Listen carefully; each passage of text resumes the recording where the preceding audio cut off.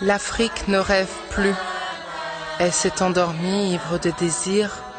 Elle s'est couchée un jour, c'était un jour d'automne, m'a-t-on dit, un jour parmi tant de déboires. Jeudi soir, sans vouloir, Neptune en pleine lune, novembre pour surprendre, une nuit à Matam, une nuit sous les tam-tams, et l'Afrique s'est endormie, ivre de désir. Mais l'Afrique a dormi trop longtemps. Elle ne s'est nourrie que de son histoire, tant elle en a connu des airs de gloire. Au temps où elle avait eu de ces rois qui ne s'accrochèrent guère à un bout de bois, pourquoi tant aimer une couronne de Bokassa et engendrer pourquoi les malheurs de Kinshasa? L'Afrique ne vit plus ses passions et pire, croit à toutes ses illusions. Elle se meut dans sa décadence, se cherchant assidûment une ressemblance, car ses rois ont été déchus, son peuple vaincu, et arrive l'ère de ces nègres au règne imprévu, qui s'accrochent à un bout de baobab, qui finissent par humilier toute une nation, et sans regret fuir l'anarchie d'une rébellion. Et arrive l'ère de ces crieurs, qui s'accrochent à un bout de micro, qui finissent par croire au pouvoir du son, et avec fierté parler du nègre. Homme noir, homme esclave, homme noir, homme apatride, symbole d'Afrique saccagée. À quand le bilan du passé? Et du présent, à quand le bilan? Qui demande de fuir le futur? Il est déjà là.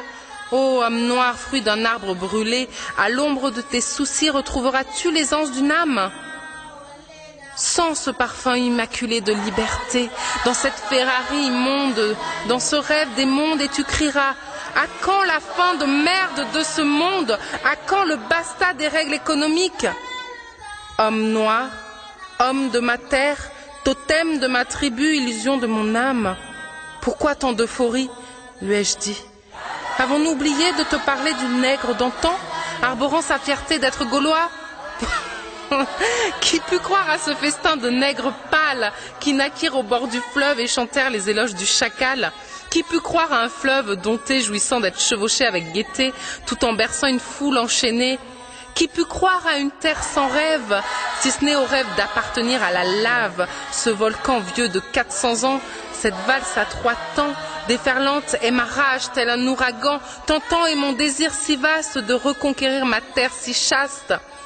Où avons-nous oublié de l'avertir du nègre, celui du millénaire? La pourriture comme nous ne l'avons jamais connue, point debout, point assise, mais couchée à la pénombre de nos espoirs. Le nègre d'un millénaire qui ne finit se saliver de promède, de promède, de promède, son crachat de promesses, oui, ce bogue, fuyant le présent, sacrifie nos rêves. Il charge son fusil et aiguise sa lame sur son estrade de mensonges, se hisse telle une larve et brandit sa face humiliante de nègre peureux. Et si nous l'élisions, ce nègre-là? Charge à nous de garantir la démocratie. Et ce nègre-là, que fera-t-il de sa fourbe langue? Où ira-t-il chercher le courage de nos opinions? Nous ne croyons pas à sa grande gueule, et notre peur est si grande devant son regard si rieur, devant son air de trouble fête. Il tend ses bras au ciel, nous implorant de lui confier notre chasteté, car nous sommes purs de toute ignominie.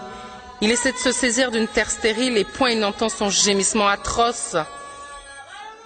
Ah, terre pâle et seule, terre amorphe d'amour, de velléité, de foudre et de coups de foudre.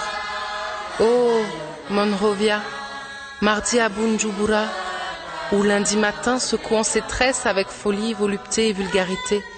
Oh, Bob Marley, Marcus Garvey, ou encore Malcolm X.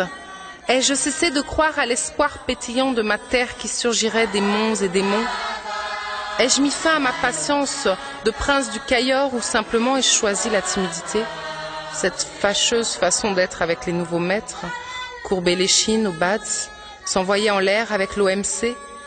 Ne saurais-je avaler ma langue, pétrir mes neurones pour une fois, et non sans cesse bâtir un nom exubérant, me la ramener à la face du monde? Et si j'étais fou de trop aimer nos serres et sabar, notre art de nous mouvoir, sans cesse compterais-je dans mon cœur mes prières et espoirs de voir demain autrement la voûte du monde se recroqueviller dans nos enceintes? Ah, Mandela, ne sommes-nous pas ces rêveurs, les yeux rivés au ciel, cherchant la silhouette de leurs astres? Ne sommes-nous pas chastes de tout délire, ivres de désir, les pieds dans la boue? Et du gouffre, n'étudierons-nous pas le quartz pour en tirer l'eau de notre soif? Ne sommes-nous pas avides de savoir Notre science est-il notre foi? Foi en l'histoire, foi en l'homme. Sûrement nous soignerons nos plaies et l'envie nous viendra aussi de construire les ailes de nos envies. Oui, partir dès l'aube, tout réjoui, voguer dans un océan d'icebergs toute une nuit, étendre nos ailes libres dans cet espace inouï et profiter d'une liberté longtemps enfouie.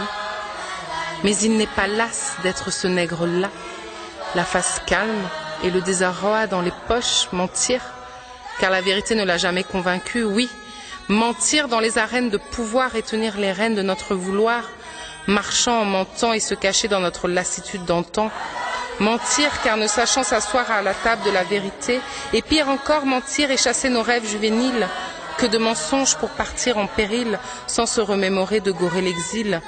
Mentir les bras ouverts, la face radieuse, mentir sans équivoque, inventer ses lèvres pour embrasser sa face, humilier d'acculturer, mentir le cou dans la cravache et satisfaire le désir sadomacho de sa culture mercantile, mentir les dents en extase et offrir sa gaieté en leurre, et toujours à cause de ce nègre-là.